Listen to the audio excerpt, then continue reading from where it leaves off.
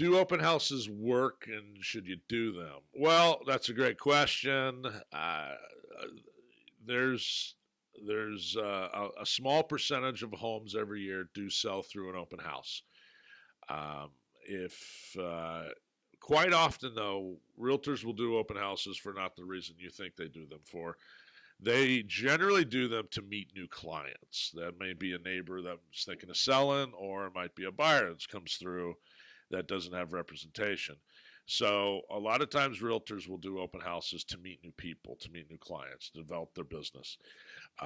If they sells your house, great. But I think it's the last time I saw about 5% of homes sell with through an open house. So it's not a be all end all in terms of marketing, but it certainly doesn't hurt. I think that it's a good practice. I think it's a good thing to have your house open, depending on the home. Not all homes, but a lot of homes.